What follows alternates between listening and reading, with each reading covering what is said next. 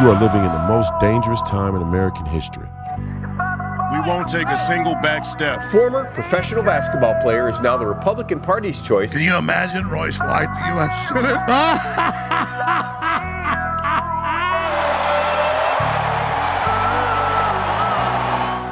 White won the endorsement on May 18th with 67% of the vote. There's nothing that guarantees we win, but I guarantee you if we lose, we will die.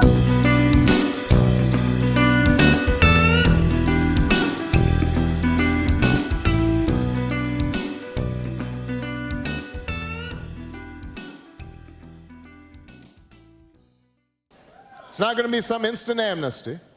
What's going to happen is you are going to pay a significant fine. You are going to learn English. You are going to go to the back of the line so that you don't get ahead of somebody who was in Mexico City applying legally. But after you've done these things over a certain period of time, you can earn your citizenship. So that it's not something that is guaranteed or automatic. You've got to earn it, but over time, you give people an opportunity. Now, it only works, though, if you do all the pieces. I think the American people, they appreciate and believe in immigration, but they can't have a situation where you just have 500,000 people pouring over the border without any kind of mechanism to control it. So we've got to deal with that at the same time as we deal in a humane fashion with folks who have put down roots here, have become our neighbors, have become our friends. They may have children who are U.S. citizens. That's the kind of comprehensive approach that we have to take. Welcome back to another episode of Please Call Me Crazy, brought to you by Free People Radio and powered by our favorite sponsor, TireGet.com. That's TireGet.com. You have to buy tires from somebody. You might as well buy them from us and help fund the movement. Help support the movement. We believe in the freedom of movement. That's exactly what the establishment wants to take from you now. I'm your host, Royce White, here in the belly of the beast, Minneapolis, Minnesota. And this is episode 219. Today is Wednesday, October 16th, year of our Lord 2024. And this is a continuation, part 2 of the last episode. And in the cold open there, I played Barack Obama running back in 2009, this 2009 election, and I was 18 years old at the time. You hear a very, very different tone from Barack Obama about the border. You hear a very different tone from Barack Obama about the idea of immigration and his opinion or his view on what constitutes as legal versus illegal. And I think right now, at least in some sense, the country is as polarized as it's ever been politically on a number of issues, but the border isn't one of them. The border seems to be an issue that most American citizens have some sense of agreement about.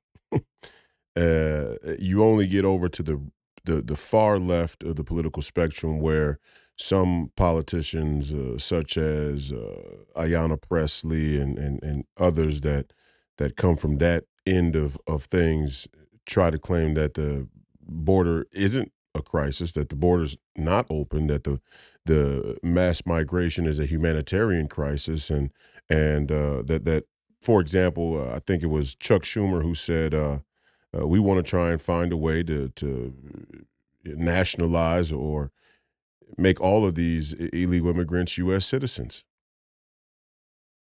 And I say it's a continuation of last episode because I'm still talking to black folks. I'm still talking straight to you. And it's poetic that this country will or will not be saved by black people.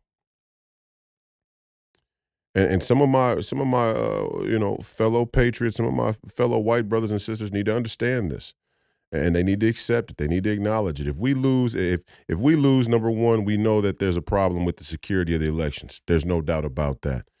And anybody who says that we shouldn't be able to question our elections is telling you something. Eric Weinstein just reiterated that on the Modern Wisdom podcast. I played the clip or I ran that clip on my X, and it's up to a couple million views. Went viral. I think Joe Rogan might have reposted it. That was cool. But Eric Weinstein's a very, very intelligent individual, to say the least. I spoke to him the day I posted the video, and, and he told me, on the phone, us blacks and Jews got to get our stuff in order. We got to get, we got to figure some stuff out. And he's right. And that's what me and Professor Penn have continued to sit down and talk about. Me and Professor Penn will be doing a Hebrews this Friday, so you can plan on that for the next episode. But he's absolutely right. And what he's saying is that the Jewish identity and the black identity have been the linchpin of a cultural narrative that says you vote for the Democrats no matter what, because white supremacy and racism is a problem, and under no circumstances question the elections or acknowledge that there may be nefarious, conspiratorial things going on in your government. It's completely ridiculous. Amy Klobuchar in 2018 said, "The machines are not secure." My opponent in the United States Senate said out of her own mouth on national television back in 2018, "The machines can be hacked. We need backup paper ballots. We need backup paper ballots for every state in case there's a crash or something goes wrong with the system or the system is hacked." These were Amy Klobuchar's words out of her own mouth. So, we can question the elections. Point being is, if we lose, we're right to question the outcome of the elections. Quite frankly, I don't see a shred of evidence that there's been any unilateral or vertical integration of an election strategy or an election integrity strategy that is synthesized across the entire country. We're not going to play that game. If anybody out there tells me that there is, show me where it is. And I'm not talking about being hopeful. I'm talking about logistics. I'm talking about blocking and tackling. Where is the proof? Where is the evidence that we have a sort of unilateral or vertically integrated strategy around maintaining the integrity of these elections? In Minnesota, we invoked the guard the ballot strategy to try and get citizens involved, at least in the process of keeping chain of custody of these ballots and of these votes. And to be quite honest, we've had very little outreach for participation from people. There's been some, but mostly people still think everything's okay, and that's part of the problem with our entire political system and culture. It's a we the people system. And when we the people don't show up and we don't represent ourselves and we aren't involved in the process, we get the type B democracy that Eric Weinstein described in that clip. And I think I'm going to play that clip to end. But Eric Weinstein's not a far right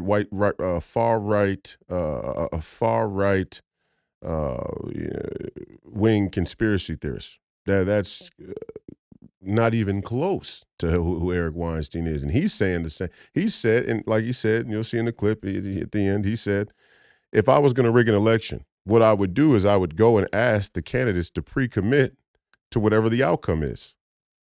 No, if the outcome is fair, if we, the people, believe that the outcome is fair, that the election and the integrity of the elections were fair, then we should accept the elections. But under no circumstances is there a constitutional mandate or some type of constitutional precedence or legal theory that says we should accept elections if we don't believe them to be fair. There's not a single basis for that in the United States Constitution. But we know that the Constitution is not even a real big factor in these people's worldview. My point is this. While that is an issue, also, if we lose, we as the MAGA movement, we as the conservative movement, we as the America First movement, we as the Republican Party, and I'm talking specifically about the Republican Party here in the state of Minnesota. And I'm not talking about the party. I'm not talking about the party office and the people who work for the party. I'm talking about us as the people, we the people. We the people are still not willing to go to the place where we know we have to go in order to change the narrative and ultimately change the results and the outcome of these elections. And that's why the black community and talking about race is still valuable.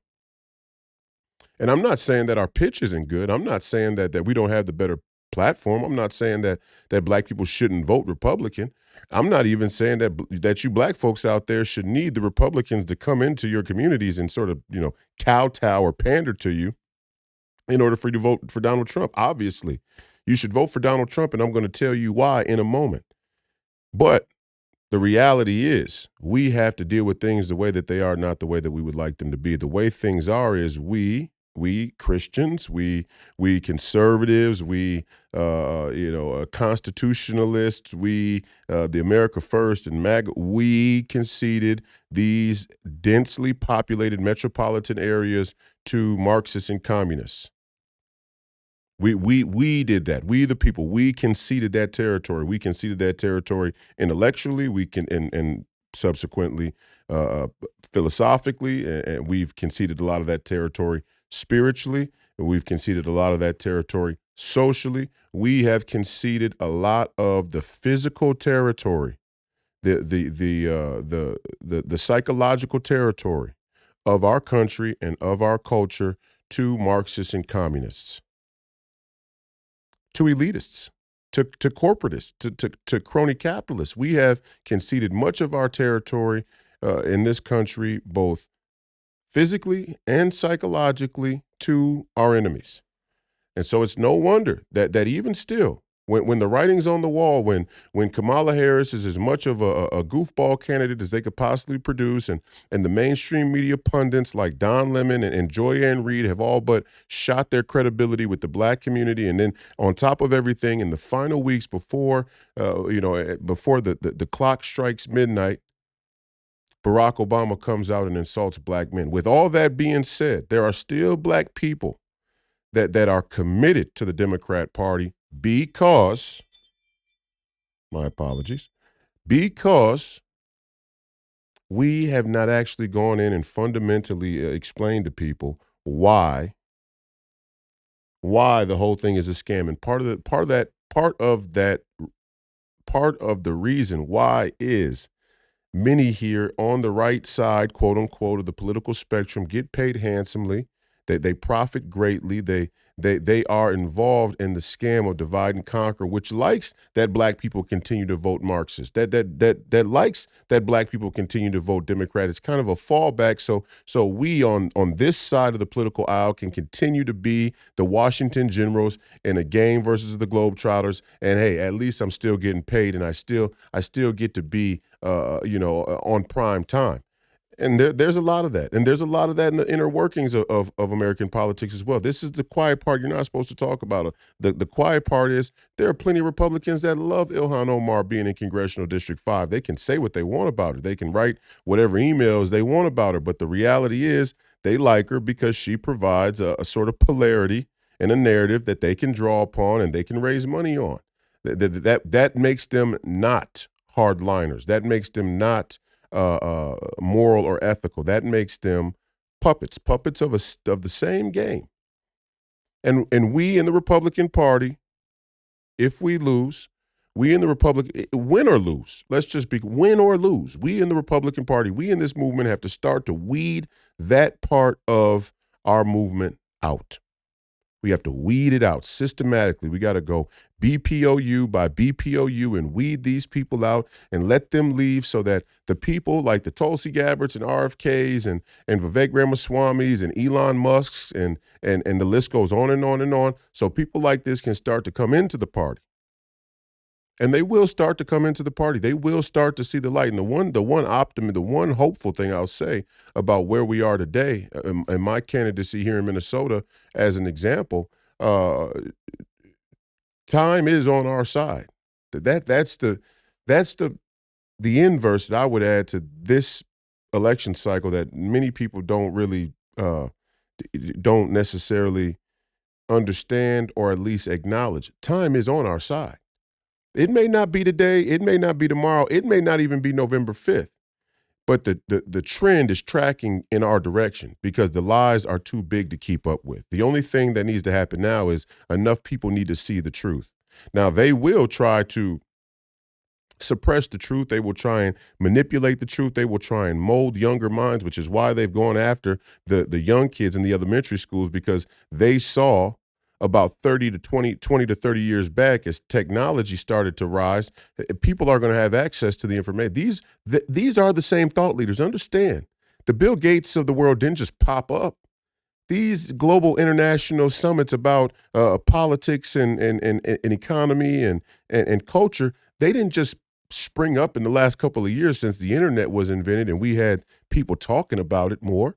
These people have been at these places planning this stuff for a long time, and they saw a while back you will be able to access information. We cannot do both things at the same time. We cannot create an entertainment system of sorts, a content distribution system of sorts that's free pretty much for all people, and also try and put guardrails on the information. It's not possible. It's not really. It's going to be too hard to manage. And so they open the floodgates up for everybody in the technological sense through the internet. Now it's the Internet of Things, another consumer tool, but they opened it up for everybody. That comes with consequences. And now what your extreme authoritarians and totalitarians are trying to do is they're not happy with the speed of things. They're not happy with the internet slowly brainwashing people. They want it to come faster. They want to be able to control and manipulate and censor every little, square inch of the internet so that they can speed up the process of brainwashing and totalitarian acceptance. That's what we're seeing. So, yeah, they're going after the young people. And if we lose, they will start to systematically censor the internet for what they consider misinformation, which will, for the most part, be uncomfortable and inconvenient truth. But they're going after those young people because they know if they don't do something drastic here, the trend is in our direction. Look at the poly market today for Donald Trump. And the poly market doesn't say everything, but there's a more than likely chance that Donald Trump is winning this election. And I pray that Minnesota isn't the one purple state, which Minnesota is a purple state, that still throws in with the Democrats, even though all of the writing is on the wall and we know that they're lying and we know that their agenda is not the prosperity of the American people. I pray that we don't do that. And I would say, even with my criticisms of Ronald Reagan, and I have many, more of his administration than the people that were around him or the people that came to political power around him, like the Bushes, who led to the Karl Roves, who led to the Dick Cheneys and all of these rhino neocon Republicans who are throwing in with the communists now. All that being said, Ronald Reagan was much better than Walter Mondale. There's no doubt about that, especially on the basis of the party platforms or the individual platforms that they presented to the public at the time that they ran for office. Ronald Reagan was far and away better than Walter Mondale, and we still voted for Walter Mondale here in Minnesota. It was the only blue state in the entire union, and I pray that we don't throw in with the blues here again when we know better. Minnesota Nice needs to become more common sense and less ideological, less ideologically driven. We need to have some more common sense. The inflation rate was all the way up to 9% under Biden. Donald Trump had it down to $1.80, had it down to 1.8%, not $1, 1.8% inflation. That tells half the story, and it's an important half.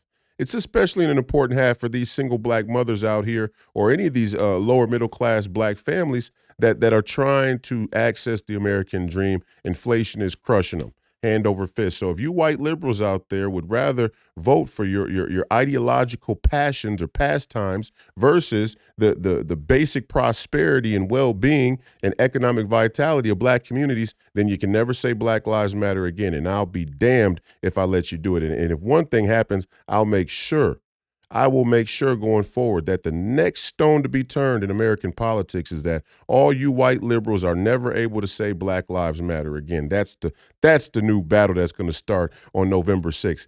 If you white liberals hand this election in this country back over to these communists and these Marxists, knowing full well how stupid it would be for the rest of us. How bad it would be for the rest of us. My point, now let me get back to the point. I went off on a tangent there, I'm sorry. But the point of the matter is we in the Republican Party and we in the conservative movement have still not prioritized going down into those communities and telling them the truth. For some reason, we believe it's just going to happen. as being an athlete and a coach of young people, young men, we never operate from the thinking that it's just going to happen. And I can't do it alone. And my campaign team can't do it alone. We, for some reason, we tricked ourselves into thinking, hey, if we vote for somebody, if we run somebody black, then the black people will just vote. Well, if they know, and there are a lot of black people that are voting for me. We get calls every day. I run into people every day. I'm voting for you. A lot of black men, by the way, which follows the trend, the national trend as well. But there's a lot of black women who say, hey, I'm voting for you just because you're black. I don't like that. I don't like that. We're going to talk about that in a minute. But the point of the matter is, we have a chance. We have had a chance during this election cycle to go door to door down there in the city, and we don't want to do it. We don't want to have to do it. Now, you can say it's dangerous. You can convince yourself it's dangerous, but you got to ask yourself, what's more dangerous? Is it more dangerous to go down into into Minneapolis and St. Paul and leave a pamphlet, on a door, or to go down into the city to some sporting events and shake hands with some people who may not look like you? Is it more dangerous to do that, or is it more dangerous to live under communism? And that's the choice the Republican Party gets to make, and that's the choice that's been on the table for a long time. And we've let the Karl Roves and people like that choose the under. We've let them say, and this was Karl Rove's strategy, by the way. His claim to fame is to say that the Reds, the red areas just need to get more voter turnout in those red areas, and that would be enough to have electoral victory. We see that that's not the case, especially when, which is crazy, how many candidates actually ran under Karl Rove's strategy and school of thought and political consultancy and so on and so forth all across this country. It's a damn shame how much power Karl Rove has had in American politics up until this point, only to see him go and throw in with Kamala Harris, the communist, in this nation's darkest hour. It is indicative of the uniparty and everything that's wrong with this country. But we get to correct that now. And this is just starting. This is not the end of the war. This is the beginning. The war has just broken out. Back in 2016, when Donald Trump broke through that primary structure, having never served in public office or having never served in the military, that threw a wrench in the plans. That threw a monkey wrench in the agenda, and the war broke out right there. Will we be able to suppress populist candidates on either side of the aisle? Will we be able to suppress this nationalistic rhetoric and this nationalistic worldview? That was the war that broke out, but it's just beginning. And it's going to continue. Don't make no mistake about it. This war will continue. Probably on November 6th, when the lawfare breaks out about this election, which is almost surely going to be contested, if I'm not mistaken. In fact, the implications of if it isn't contested, highly contested, may be even darker than the alternative. And I'll try and flesh out that theory or scenario in a moment as well. But the point is, we have to go back into these black communities.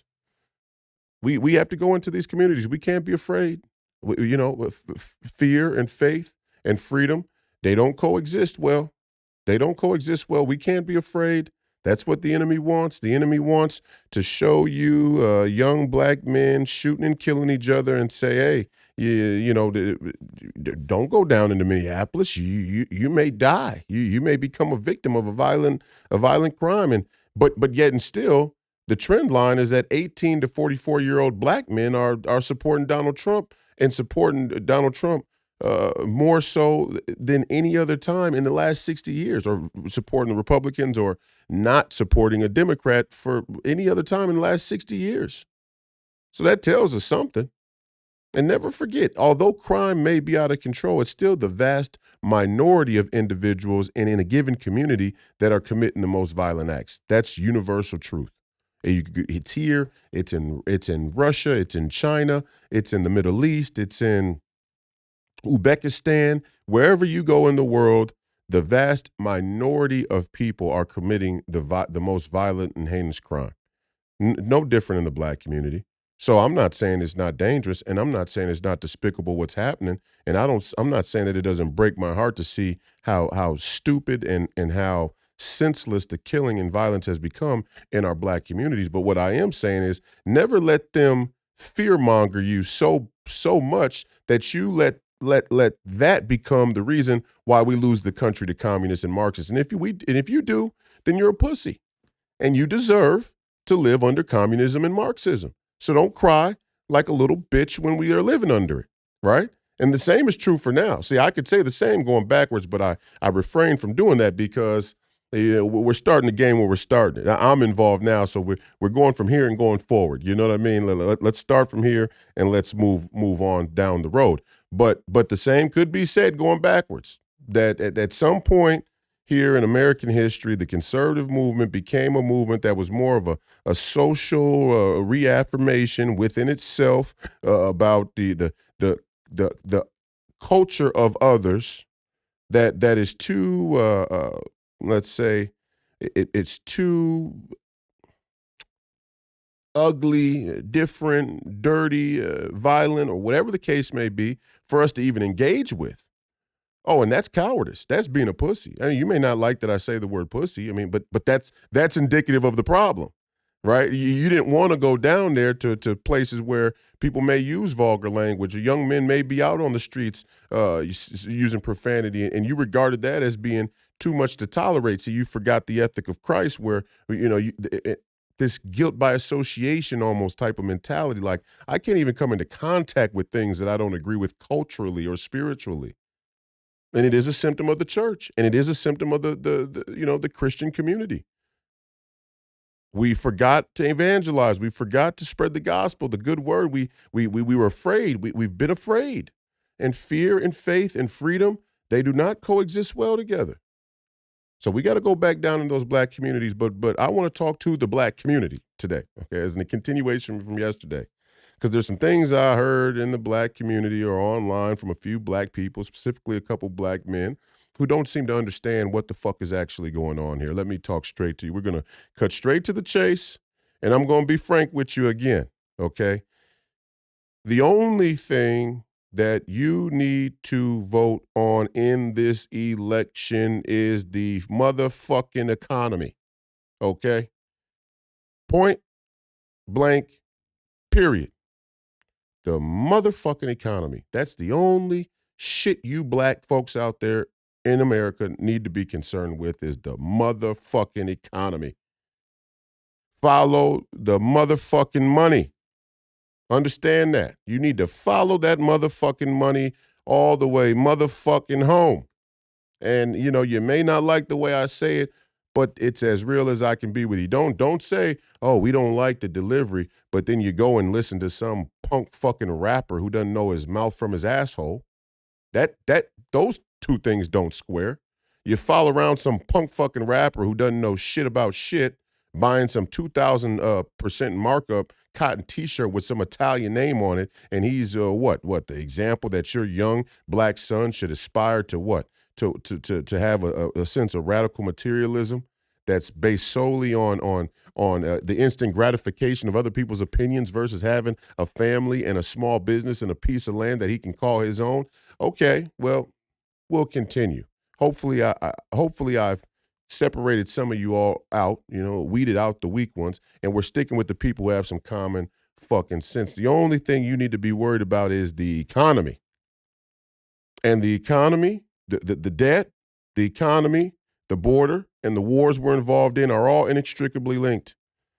Those three issues, border, debt, forever wars, those three issues are inextricably linked. Understand? So I don't care if it's Barack Obama, Kamala Harris, Joy-Ann Reid, Don Lemon, some white liberal. I don't care if they wheel out Oprah Winfrey or Jimmy Carter or whoever else. And whatever you may think and whatever historical affection sentiment you may have, all of that has to go out the window. The economy was up to 9.8% inflation under Joe Biden and Kamala Harris. Donald Trump had it down to 1.8%. The election should be over right there.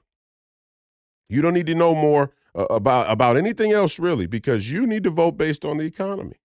And why do you need to vote based on the economy? See, I saw a black man say, well, what I'm worried about is qualified immunity.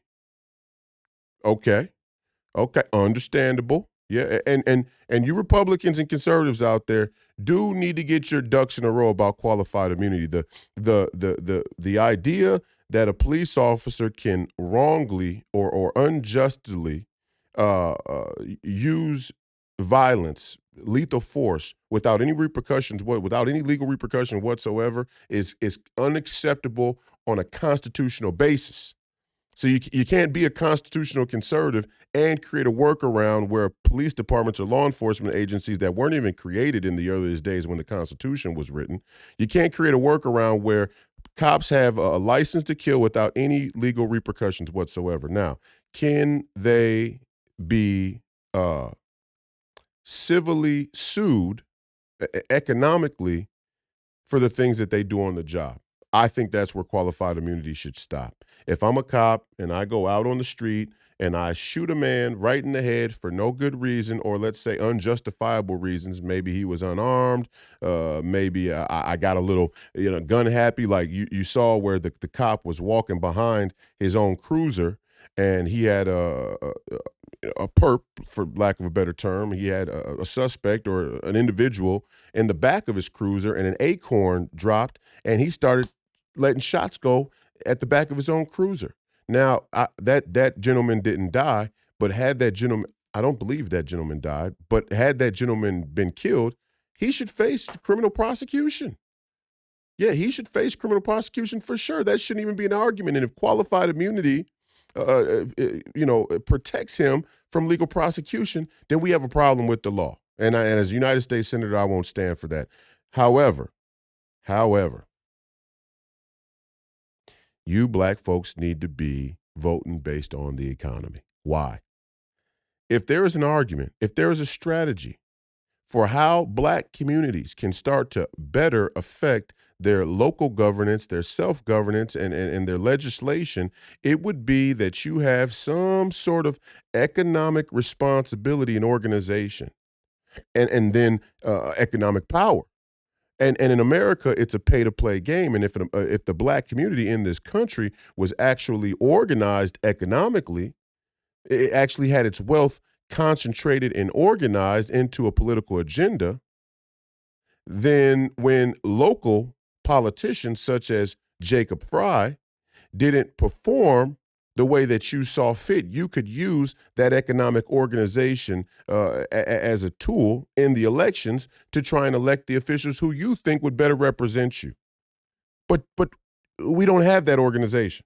We've never had that organization. What we've relied upon are other individuals who do have that organization using us in our circumstance to push their own political agendas, to pick their own political candidates, like Barack Obama. Like Barack Obama himself is a perfect example of what your money has gotten you, black folks. Your money got you a puppet politician who has a similar appearance, but at every turn is invested in a political agenda that is completely contradictory to your prosperity and well-being. And it's not conjecture. It's not an opinion. This ain't a debate. It's a fact. There is no hope in welfare. There is no hope in inflation. There is no hope in identity politics. There is no hope in globalism. All of those things are intentionally designed to subvert you, the working and middle class and the poor. So under the Barack Obamas, by default, under the Barack Obamas, you're in a dangerous position because there's an artificial ceiling that's been placed on you, and it ain't glass. You know, this artificial ceiling that these globalists and these elitists, corrupt puppet politicians have put over you, it's a steel ceiling. It ain't a glass one. The ceiling Barack Obama was able to ascend through, this is sort of this artificial gatekeeping of political prominence and power. That's a glass ceiling. No, being accepted or being selected by the elites in our world or in this country, that's a glass ceiling. That's a ceiling people can break through, and that's what makes it so dishonest when Barack Obama talks about hope or change, like all of you have the ability to access the life or the journey that he did because he did. No, he was selected. He was selected. At in the worst case scenario, at the very least, he was accepted. He was accepted by the Chuck Schumers and all the other vertically integrated Democrat donor bases and power brokers. He was accepted.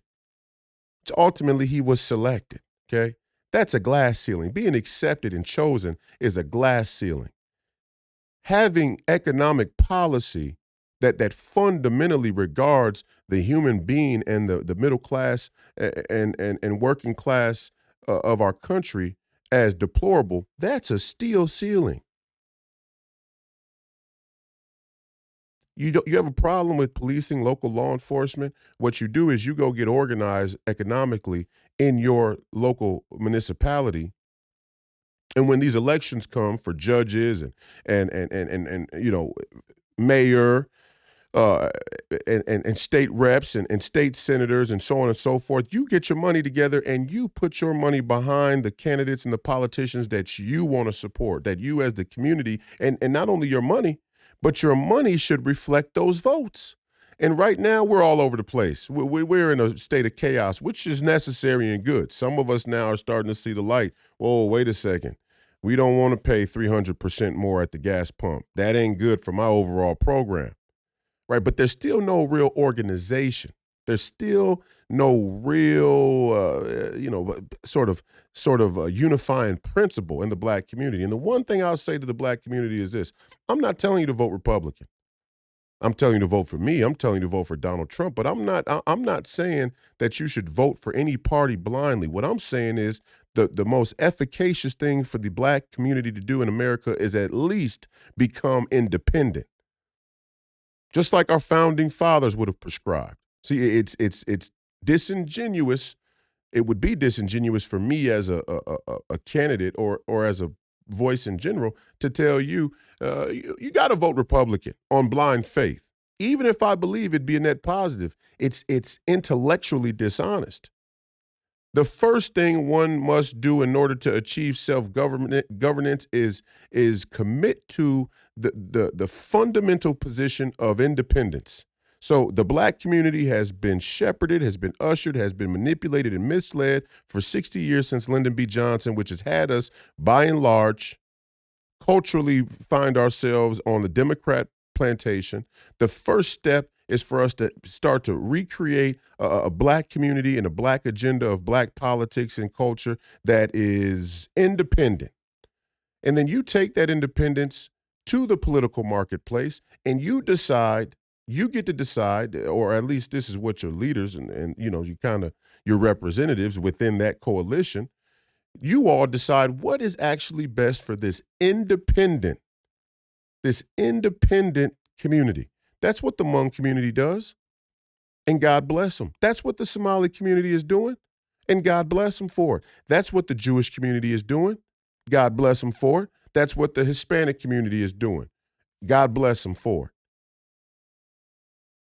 There's nothing wrong with that. That's not racist. That's what the white community seems to be doing as well. Only, there's just such a huge portion of white people who have been indoctrinated in a strange anti-white, academic mentality. Really, is what it is. Just completely, derived from academic thought. Potent too. Potent, culture-wide potency, but white people should be voting in their own interest or organizing in their own interest. There's nothing wrong with that, and they used to do that, and say, and you break whiteness down into subcategories of other kind of cultural groups like the Italians. The Italians used to be organized. So organized, in fact, many people say that John F. Kennedy being elected had a lot to. There is a conspiracy theory out there that John F. Kennedy's, father, and RFK refutes this, but there is that theory out there that that the Italian mob helped him win Illinois.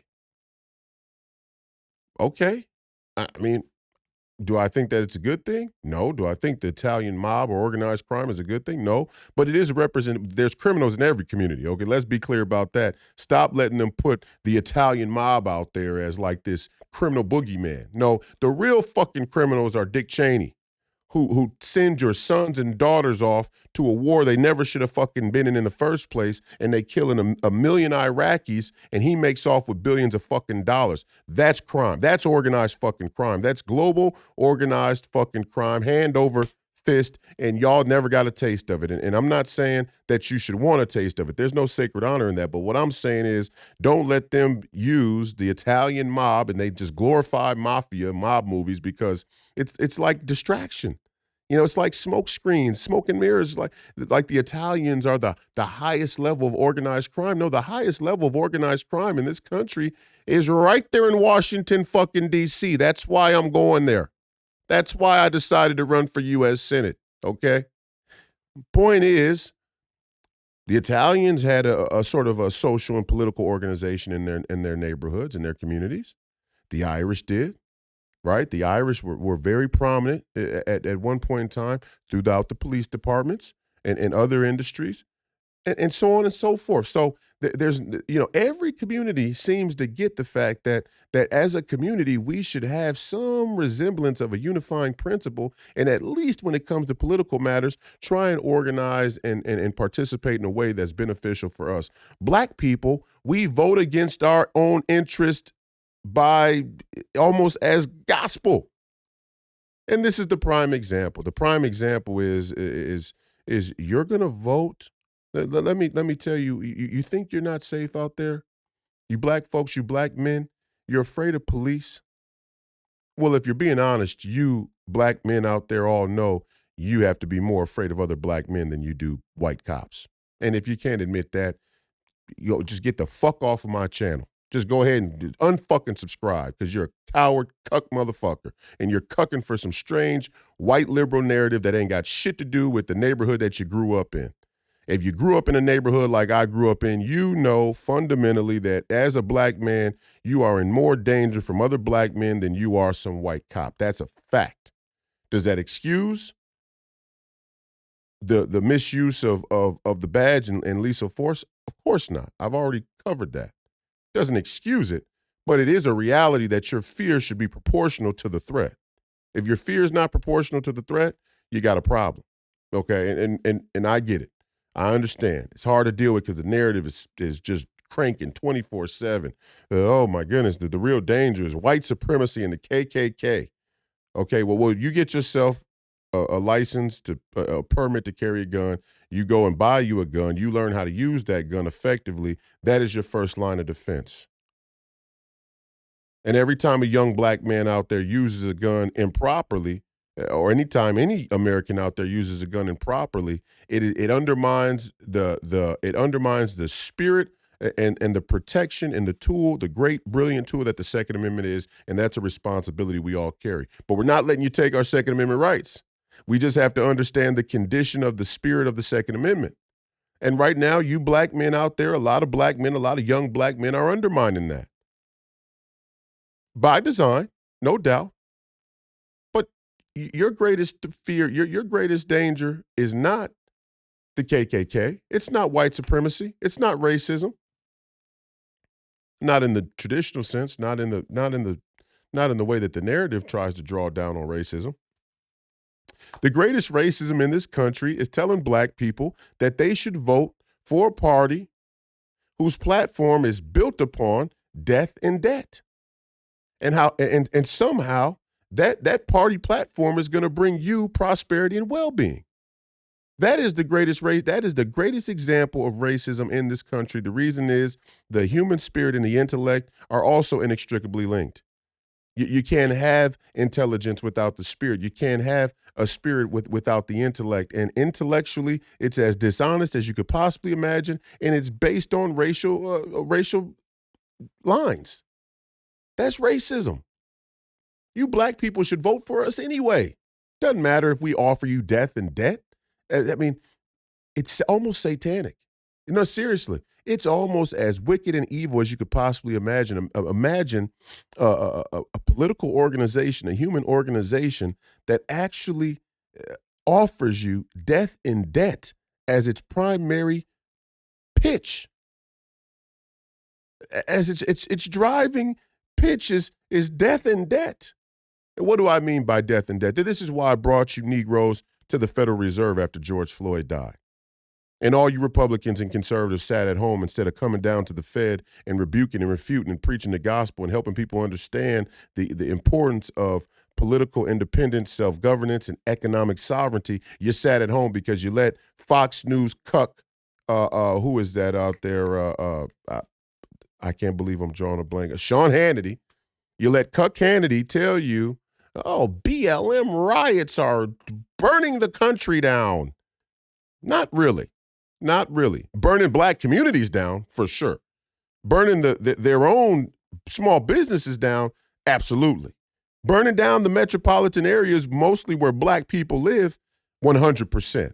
But it wasn't burning the whole country down. It never was going to burn the whole country down. In fact, when you really go back and look at what happened in 2020, the greatest criticism and critique is that the whole thing was a political theater that got everybody exactly where they needed to be, got everybody right in line. Not doing shit, not talking about shit, not addressing the core issues. So when a young black man like myself goes to the front line and brings 15,000 people down to the Federal Reserve where they print the money and talks about the way the money works, the entire mainstream media on both sides of the aisle, they go radio silent. That's the greatest example of the uniparty in this country. That's the pit black people versus white people, and we make off with the money. And they're still making off with your fucking money. You black folks and you white folks. Oh, you're all paying reparations. You're paying reparations. You won World War II. You won World War II. 80 million lives lost. You won World War II. And ever since, you've been paying reparations to every other country and all their citizens every day of your life. Your tax money is going hand over fist. Your money printer goes bird to every other country and all their citizens ever since the day we won World War II. There's no greater example of reparations in the history of human civilization. Oh, yeah. Oh, yeah. When I said the bad guys won World War II, that's what the fuck I'm talking about. You've paid more reparations. We've paid more reparations based on World War II to the global economy and all of our allies and national interests than any other transfer of wealth in the history of human civilization. Check me on it. Fact check.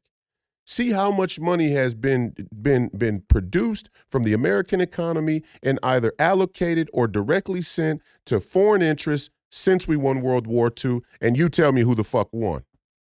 It certainly wasn't you. My point is, you black people out there, the reason I took you to the Federal Reserve is you need to understand the way the money works, the way the interest rates are set, the way that inflation happens is through government policy and economic policy, and the Federal Reserve and your United States Congress are co-conspirators in the Ponzi scheme. And you're going to pay. You're going to pay and you won't own anything. You're going to own nothing and you're going to be happy about it. Tell me, what vision of you black folks' lives out there sees yourself having the family or the home or you know the success in your small business that you want that doesn't include private ownership? In what world do you think that a communist economic system provides independence or prosperity or ownership or even creativity for that matter? The real problem with the communist model is sterile because the incentive to be creative is systematically suppressed. You don't want the government running everything.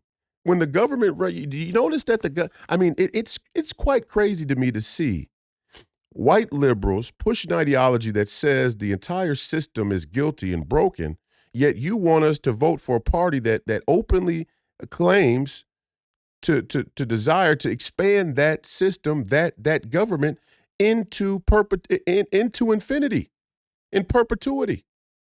Oh yeah, we new jobs. The new jobs came from the government.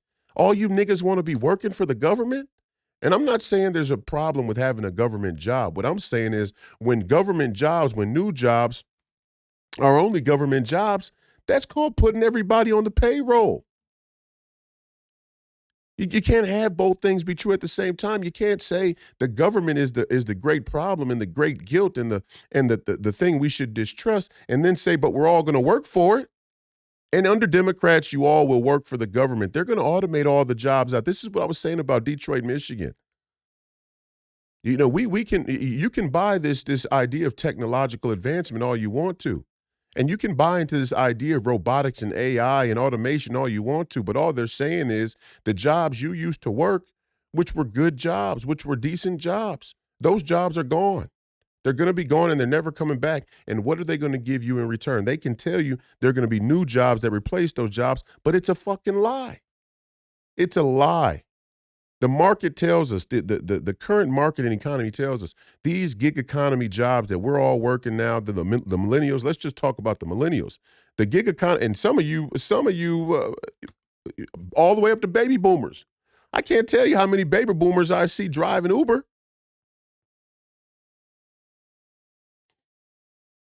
Yeah, the Social Security is going to run out, and they're going to bankrupt it.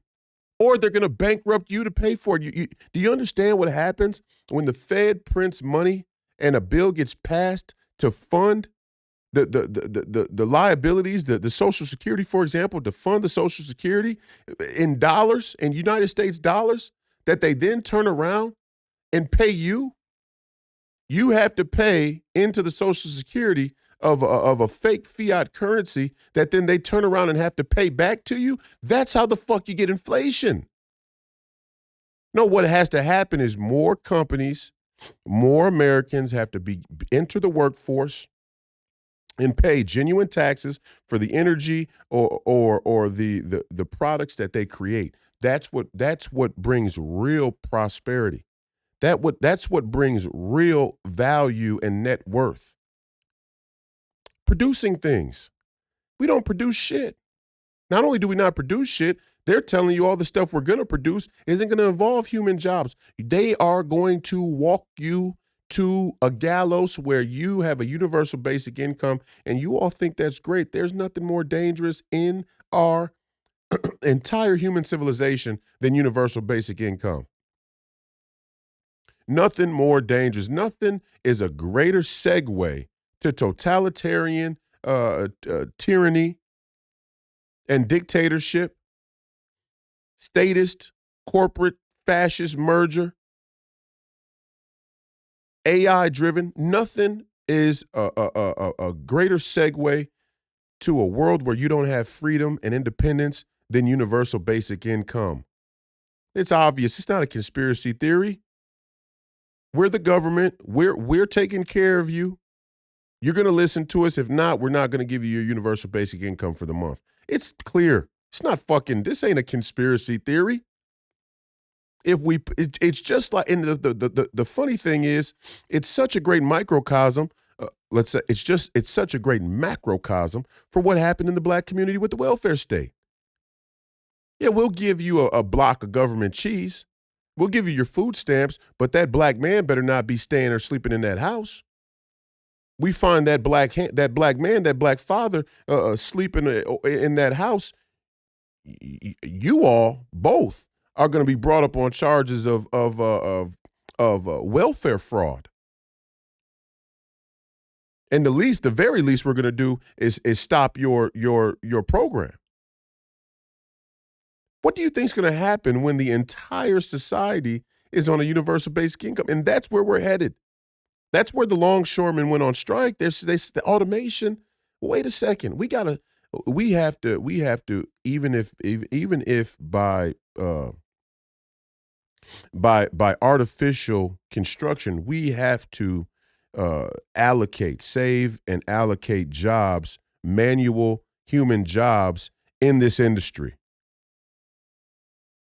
Because if not, the entire industry will cease to exist. You can't say both things at the same time. You can't say that the advancement of technology and automation is a net positive, but you got your union workers they're saying, we got to slow and curb automation or the entire industry will vanish. And you union workers are going to fucking vote for this idiot and this party? What else do they have to say to you? What else do they have to say to you? We are going to automate your jobs, working class and middle class. And I always go back and reference Yuval Noah Harari, intellectual thought leader and whisperer to Klaus Schwab, the World Economic Forum, wrote the book Sapiens, New York Times bestseller. Oh my goodness, he's such a smart individual. And he comes right out and says, in the future, if you can't produce human beings, you're going to be useless. And in that useless state, the only humane thing to give you are some combination of drugs and video games. That's where you niggas are headed. And the pilot's already begun. That's what you don't see. The pilot of the drug and video games American dream that they have planned for you has already begun with social media and video games. Oh yeah, more of you niggas are playing 2K and Grand Theft Auto than ever before. More of you young people and some of you grown folks, you're playing more 2K and Grand Theft Auto than ever before. They done open Grand Theft Auto up as a marker of why the culture on the criminal end has gotten so degenerate.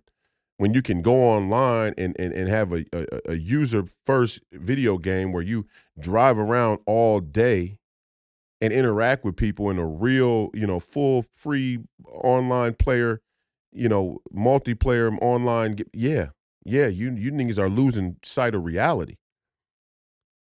Or some of you are just fucking psychopaths. But some of you're going to be getting locked up here. And that's what Donald Trump is saying. That's the argument for qualified immunity. You can't have it both ways. You can't say we want to be treated fairly and just, but we want to promote and allow and even celebrate a culture that's completely lawless and degenerate. I saw a clip the other day. There was a train. I'm sure some of you saw the clip. There was a train out there. I believe it might have, I forget exactly where it was. But there was a train that had been stopped. It had some televisions on it. And there was a bunch of young black folks that looked like just going up to the train and pulling the TVs off of the train. Damn it. Damn it. The shit that Martin Luther King and Malcolm X got shot and killed for, and you shiftless ass niggas is pulling TVs off of trains. What the fuck is wrong with y'all? Damn it. Damn it, man. You dumb, shiftless ass niggas. And I get it. I get it.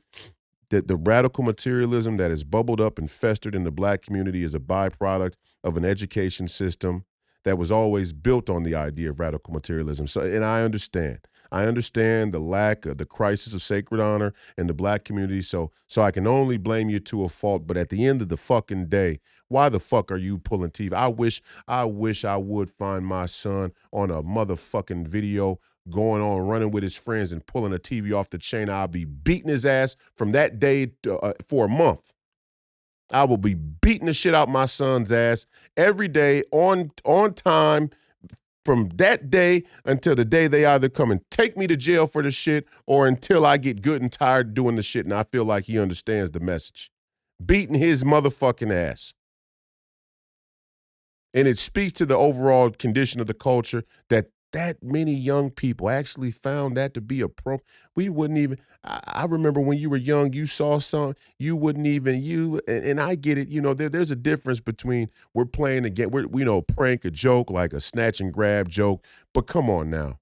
There used to be some cultural resemblance of limits. My point is, the video game is already being played out. The drugs and video game pilot is being played out right now. The drugs and video game pilot is being operated right now. It's a pilot. It's a pilot. Can we get you on your cell phone looking at meaningless fucking content, gossip? Can we get you on social media scrolling all fucking day about gossip? You got more opinions about Kendrick Lamar and Drake than you do about the Federal Reserve. You don't even know what the Federal Reserve is or what the fuck it does. You talk about the culture. The culture is all based on fucking gossip. And then they tell you, I'm a sellout. No, the motherfuckers who are selling you that bullshit are sellouts. That's being a sellout. That's being a fucking moron. All day long, you're scrolling fucking like a crackhead about gossip, nothing, or meaningless shit, or you're on the fucking video game, or you're actually doing fucking crack, drugs, fentanyl, Percocets, whatever the fuck you imbeciles are out there doing. And I say it in love. What the fuck are you doing? What are y'all doing? And it's not the whole black community, but there is a sort of cultural norm to those things. It's celebrated at a wide scale, and we have to change that. The black community has to change that, to make a spiritual community and nationwide decision that we're no longer going to tolerate and accept this standard of what the culture is. Even if you're not participating, even if your participation in the culture is only, I play the video game sometimes, I scroll sometimes, I go to a rap concert sometimes, but for the most part, I work a job, I go home, I'm a family person, and I'm really just a regular, average American citizen. That's great, nothing wrong with that. But we have to start to decide that we're going to change the standard and acceptance of what we view as the culture. Because right now, the culture that we have in Black America is in lockstep with this dystopian technocratic agenda that they have planned for the future. Drugs and video games. Universal basic income, drugs, and video games. That's what he said word for word, verbatim. Some combination of universal basic income with drugs and video games. That's what they have planned for you niggas. You don't see it? You don't see the Section 8 housing, the welfare state, that the condition of the black community. You don't see that you're the pilot for the tyranny of the future? And even more importantly, you white conservatives out there in the world who think you're safe and hidden and protected, you don't see that the pilot and experiment going on in those black communities is coming to a fucking theater near you? This has been another episode of Please Call Me Crazy, brought to you by Free People Radio, powered by our favorite sponsor, TireGet.com. That's TireGet.com. You have to buy tires from somebody. You might as well buy them from us. Help support the movement. Help fund the movement. We believe in the freedom of movement. And that's exactly what the establishment was trying to take from you now. I went off on a tangent there. I don't have any notes. I don't need any fucking notes. We're coming one way or another. The people are coming. And I pray that enough of the 900,000 blacks and Hispanics on November 5th are smart enough to realize who Amy Klobuchar is and vote in their own interests. First and foremost economically, but then politically, socially, spiritually, and so on and so forth. But win, lose, or draw, we are winning. I've already won. Me going into the Republican Party, being accepted by the Republican Party, winning a statewide endorsement against the machinery of the Republican Party, and then a primary against the machinery of both parties. We, the people, are already winning. It's only a matter of time. But I guarantee you this.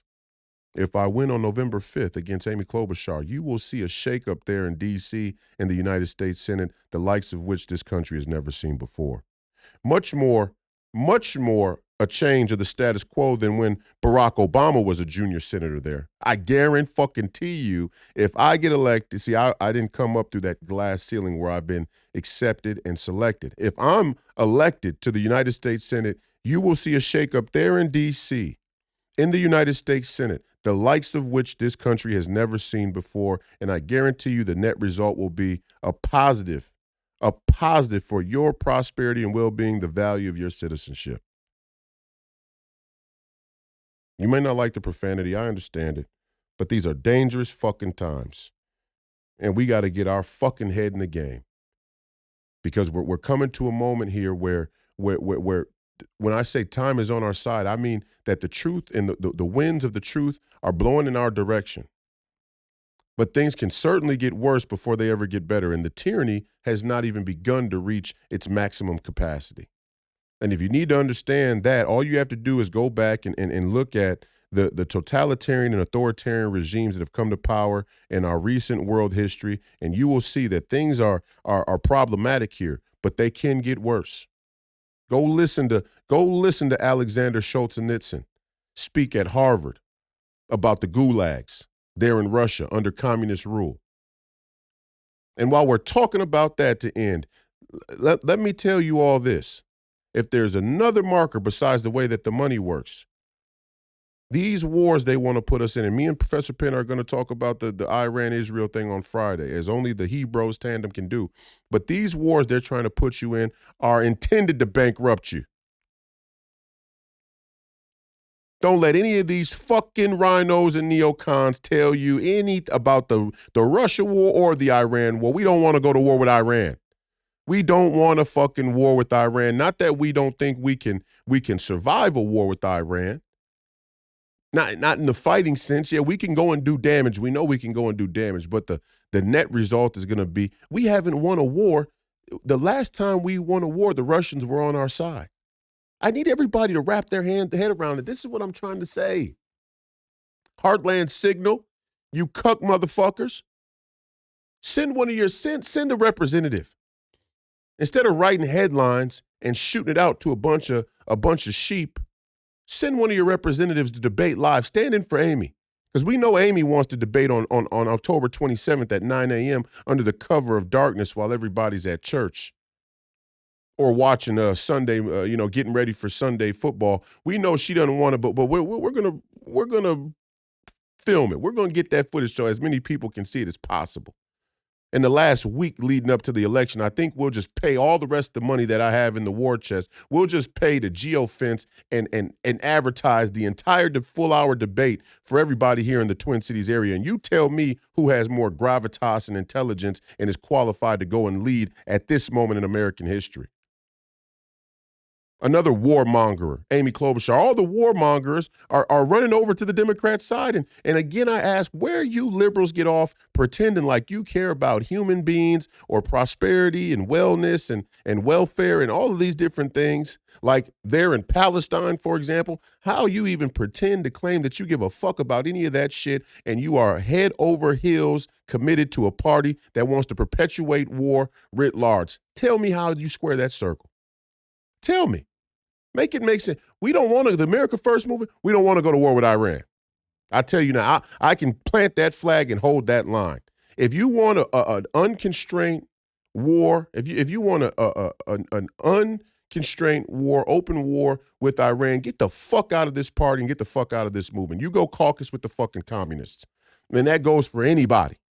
Anybody that wants an unrestricted war, an unrestricted war with Iran, you go caucus with the fucking communists. We don't want to we don't agree with Iran's way of life. We don't agree with the way that they run their country. I have fundamental disagreements on theology. Obviously, I'm a Christian and a Catholic. I don't agree with the Iranian regime. I don't think that they're a friend, but we don't want an open war with Iran right now when our borders wide the fuck open and we're $36 trillion in fucking debt. We don't want an open war with unrestricted war with Iran. We don't want that. Sorry, that not in the agenda, not in the plans. Same thing goes for Russia. But the important point to make is we have not won a war in this country, since World War II. And at that time, the Russians were on our side. That tells you where we're headed. We are way out over our skis. And if my urgency and my aggressiveness or my abrasive demeanor is too much for you, maybe you got to take a look in the mirror and actually ask yourself if you even want to be thinking about politics. They say ignorance is bliss. That's always an option. And it's been the choice of the American people for a long time. It's how we got here. But if you really want to start to think about the world the way that it is, you really want to start to understand politics and what's going on and who's governing over you, you can tune in here. We appreciate your viewership and your listenership today and in the future. The fight continues. Don't die a jerk off. The people are coming. Godspeed. I don't know whether Donald Trump will be allowed to become president. What do you mean by that? I think that there's a remarkable story, and we're in a funny game, which is, are we allowed to say what that story is? Because to say it, to analyze it, to name it is to bring it into view. I think we don't understand why the censorship is behaving the way it is. We don't understand why it's in the shadows. We don't understand why our news is acting in a bizarre fashion. So let's just set the stage, given that that was in February.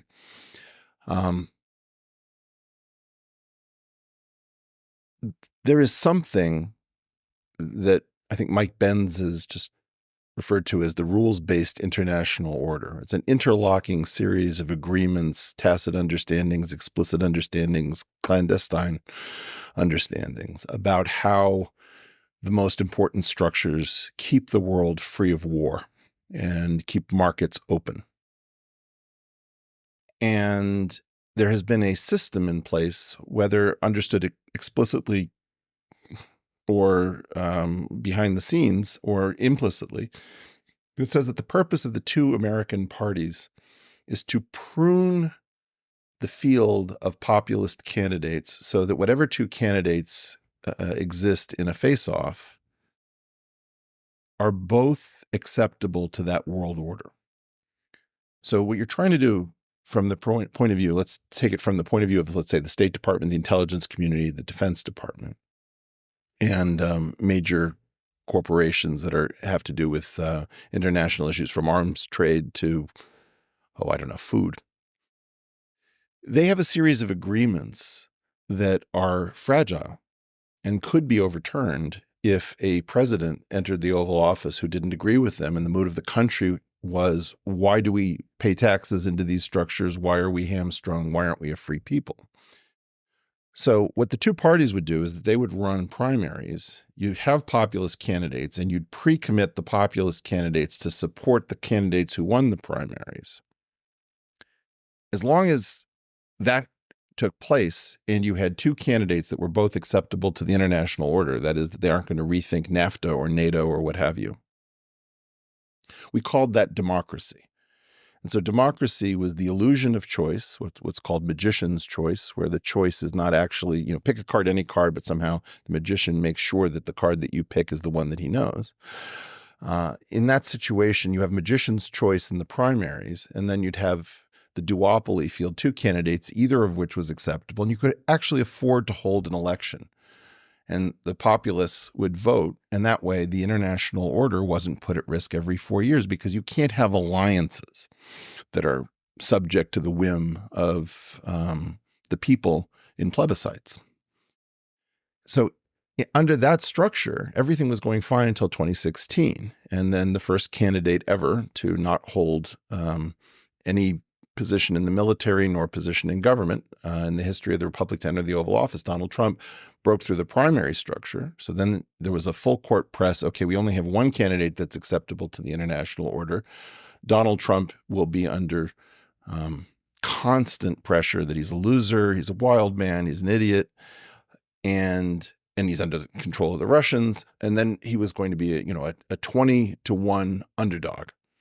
And then he wins. And there was no precedent for this. They learned their lesson. You cannot afford to have candidates who are not acceptable to the international order and continue to have these alliances. This is an unsolved problem.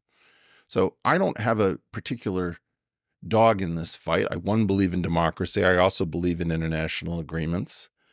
And it is the job of the State Department, the intelligence community, and the Defense Department to bring this problem in front of the American people and say, we have a problem. You don't know everything that's going on. And if you start voting in populist candidates, you're going to end up knocking out load-bearing walls that you don't understand. But Trump was in office for 4 years. Did he turn the entire table upside down? He risked doing that. Say more.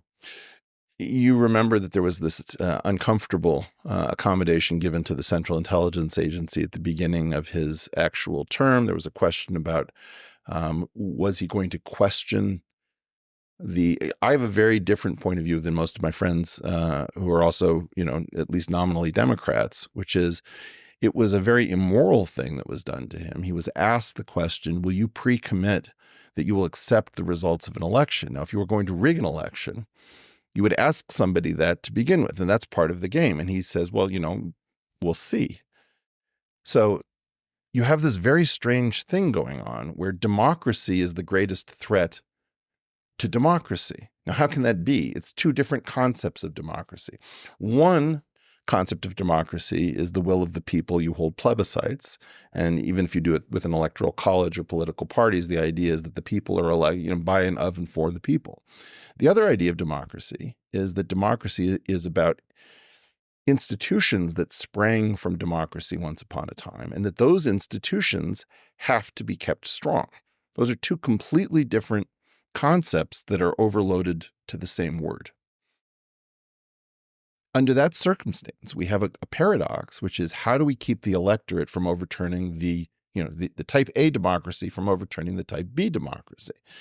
And that's the unsolved problem that they will not bring in front of the people.